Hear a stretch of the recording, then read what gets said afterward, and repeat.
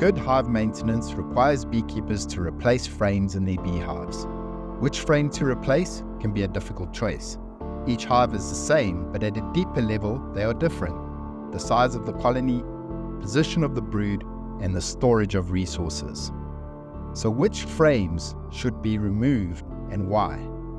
In this video, I'm going to share my method of choosing which frames I remove and the reasons I've chosen those ones specifically. But first, it is important to know, what do bees use the comb they create for, as it does affect the choice of the frames we'll be choosing to remove.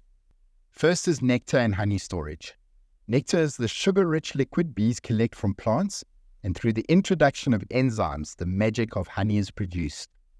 Storage is important as honey ripens through the gradual evaporation of water in the liquid, and when the water level is below 18%, it is then honey. Second is they use the cells for pollen storage.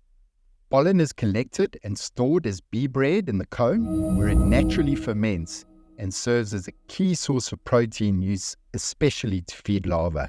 Third is for reproduction, where the queen will identify suitable cells and lay an egg in each cell. The eggs then become larvae, which once large enough are capped so they can pupate into bees and emerge from the cells. We call the cap pupa brood. That sums up what we're looking at when we pull a frame from a hive. Now let's dive into my method of choosing which frames I remove during my inspections.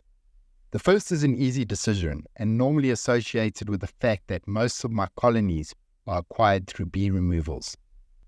As much as we try to get the comb in the center of the frame when we take it from the wild hive, often it ends up that the bees stop using the comb quite soon once they have built new comb, and we find frames that are all skew and often have cells on one side and not the other.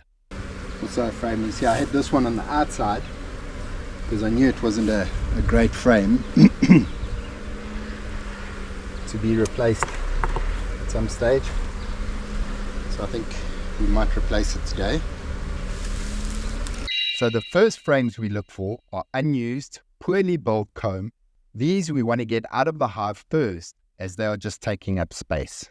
Next are frames where the bees have used large areas for drone cells. Take this one out, you see this is all drone.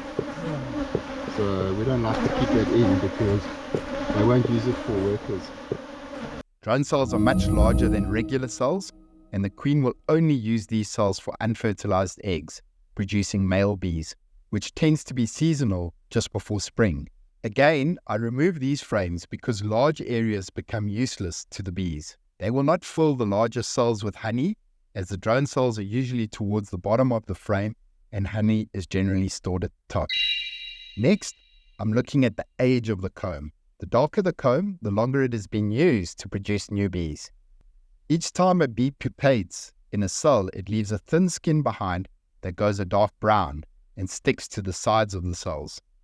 This happens every time, making the comb darker. Eventually, it is so well used that the queen will no longer lay an egg in these cells unless completely necessary. This slows down colony growth and expansion. These frames, if still being used, we slowly move to the outside of the box at each inspection until there is no longer brood in them and we can pull them without affecting the nest.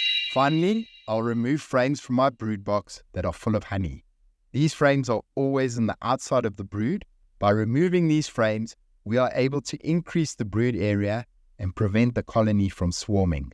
The only time I consider leaving a honey frame like this in the hive is when we are going into winter, and I've removed my supers to reduce the cavity size that they need to keep warm, and also know that the foraging is going to be a struggle. When I come back at the end of winter, they normally have consumed the honey, and if not, I then remove the frame as part of my spring maintenance to prevent swarming. There are a few things that I always consider before pulling some of the frames I've indicated.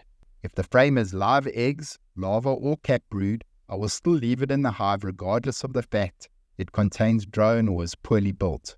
But what I will do is move it to the outside of the nest, and even better, to the outside of the box, if the brood area is large enough, and mark it as a red frame for the next inspection to be removed, if empty or full of resources.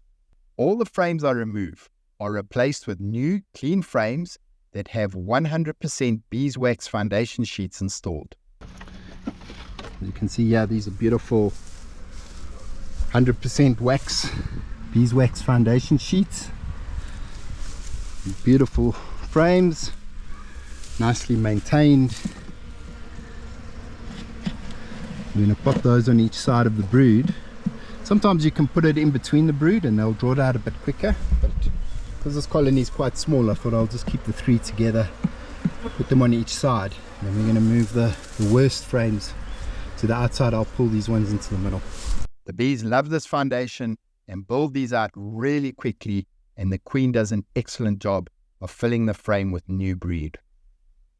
I have a great example of how I do this exercise with this video, where I tracked a hive over a year and replaced frames at each inspection. Take a look at it and let me know if you found these videos helpful.